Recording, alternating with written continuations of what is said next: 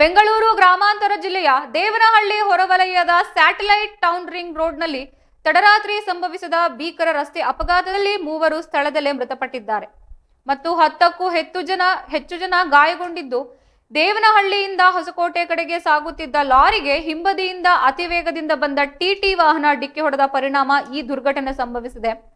ಕೆಂಪೇಗೌಡ ಅಂತಾರಾಷ್ಟ್ರೀಯ ವಿಮಾನ ನಿಲ್ದಾಣಕ್ಕೆ ತೆರಳುತ್ತಿದ್ದ ವೇಳೆ ಈ ದುರ್ಘಟನೆ ಸಂಭವಿಸಿದ್ದು, ಅಪಘಾತದ ತೀವ್ರತೆಗೆ ಟಿಟಿ ವಾಹನ ಸಂಪೂರ್ಣವಾಗಿ ಜಖಂಗೊಂಡಿದೆ.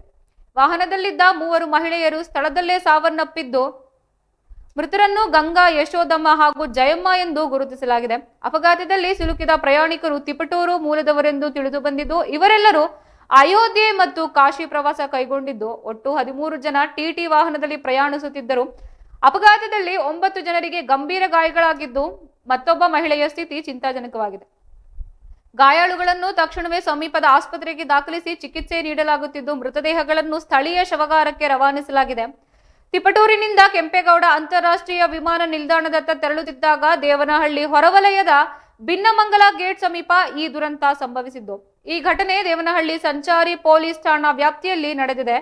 ಪೊಲೀಸರು ಸ್ಥಳಕ್ಕೆ ಭೇಟಿ ನೀಡಿ ಪರಿಶೀಲನೆ ನಡೆಸುತ್ತಿದ್ದು, ಪ್ರಾಥಮಿಕ ತನಿಖೆಯಲ್ಲಿ ಅತಿ ವೇಗ ಮತ್ತು ಚಾಲಕನ ಅಜಾಗರೂಕತೆಯಿಂದ ಅಪಘಾತಕ್ಕೆ ಕಾರಣವಾಗಿದೆ ಎಂದು ಶಂಕಿಸಲಾಗಿದೆ. ಪೊಲೀಸ್ ಠಾಣೆಯ ಅಧಿಕಾರಿಯೊಬ್ಬರು ತಿಳಿಸಿದ್ದು, ಈ ಘಟನೆ ಸಂಬಂಧಿಸಿದಂತೆ ಹೆಚ್ಚಿನ ಮಾಹಿತಿಗಳನ್ನು ನಿರೀಕ್ಷಿಸಲಾಗ್ತಾ ಇದೆ. ಒಂದ್ಸಲ ಹೋಗ್ತಾರೆ